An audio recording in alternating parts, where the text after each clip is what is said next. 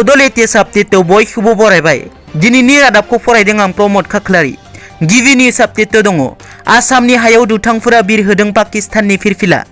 रायजोआव बिसायख'थिनि दुंहाव बारनि थासारि। बेबादि समावनो आसामनि हायाव बिरहोदों पाकिस्ताननि फिरफिला। कामरुप जिल्ला रङिया महकुमानि सिङाव थानाय रङिया गुरुकुथियाव सिनाय मोनै दुथांफोरा बिरहोदों पाकिस्ताननि फिरफिला। बे जाथायखौ लानानै रङिया हालामाव दुंहाव थासारि सोमजिदों। लोगोसेनो रङिया हालामनि सांग्रां नोगोरारिफोरा बुंथिनाय बादिब्ला दुथां सुबुंफोरा रङिया हालामनि सुबुंफोरनि गेजेराव धोरोमारि बेले बेजे सानदाय होनानै भट बोखावनायनि राजखान्थि खालामनो नागिरदों होनना सन्देह खालामदों। नैथियाव दङ BPF दोलोनि बिजाथि रंजाखुंगुर बसुमतारिया BJPआव जयेन जाबाय। 52 नं तामुलपुर बिधानसभा बियाबनि BPF दोलोनि बिजाथि रंजाखुंगुर बसुमतारि बिथाङा मैया बिसायख'थि गेलेनाय नंलिया होनना बुंनायनि उनाव दिनै BJP दोलोआव जयेन जाबाय। बियो BPF दोलोनि थाखाय मोनसे गोख्रों खहा। थामथियाव दङ दिनैनिफ्राय संग्रा गेसनि बेसेना खमायगोन। हादरनि नोगोरारिफोरनि थाखाय मोनसे गोजोनथाव रादाब। गोदान रांखान्थि बोसोरनि जागायनाय समाव संग्रा गेसनि बेसेनखौ खमायनायनि बिथांखि लादों। दिनै 1 एप्रिलनिफ्राय खमायगोन संग्रा गेसनि बेसेन।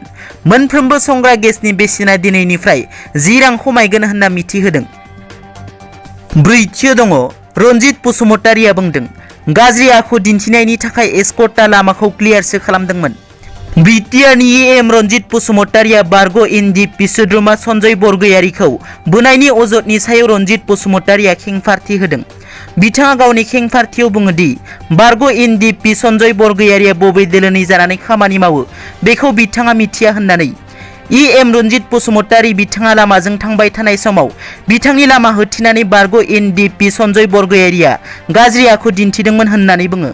बिथांनि गाज्रि आखु दिन्थिनानै गाज्रि बेबहार खालामनायजों लोगोसे लामा होथिनायनि थाखाय एस्कर्टआ लामाखौ क्लियार खालामदोंमोन होननानै बिथांनि सायाव बे केस होनायनि बागै खौरांगिरिया सोंथि खालामनायाव रनजित बसुमतारि बिथाङा बुङो दि बिनि इयुनाव राजखान्थियारि खैसार दं होननानै। बाथियाव दङ डक्टर हिमन्त बिश्व शर्माया बुंदों आइजोफोरनि लानाय लनफोरखौ BJP UPPL GSP AGPआ सरकाराव फैयोब्ला मारिना होगोन। आसाम रायजोनि आइजोफोरा लानाय बन्धन बेंक एबा गुबुन गुबुन बेंकफोराव लानाय लनफोरखौ BJP UPPL GSP AGPआ सरकाराव फैयोब्ला लनखौ मारिना होगोन एबा सुख'ना होगोन होनना बुंथियो मन्त्रि डक्टर हिमन्त बिश्व शर्मा बिथाङा। दथियाव दङ बड'लेण्ड रादाबनि मावखुलिखौ बेखेवबाय। बर'नि गिबिसिन निउज पर्टेल बड'लेण्ड रादाबनि मावखुलिखौ बेखेवबाय। क'क्राझारनि बड'फा नोगोराव थानाय बड'लेण्ड रादाबनि मावखुलिखौ BTRनि गाहाय खुंगिरि प्रमद बर'आ बेखेवना होयो। मावखुलि बेखेवनायाव आलासि महरै बाहागो लाफैयो जनता फरायसालिमानि गोरायुं डक्टर सुबुं बसुमतारि, जनता फरायसालिमानि बर' बिफाननि गाहाय डक्टर आदाराम बसुमतारि, UN एकाडेमिनि बिथोनगिरि आरो गोरायुं कृष्ण गपाल बसुमतारि, लेङाइ गोरायुं बिष्णु कुमार ब्रह्म, गागि खौरांगिरि हान्थिगिरि नार्जारि लोगोसे जारिमिन बरगयारिया।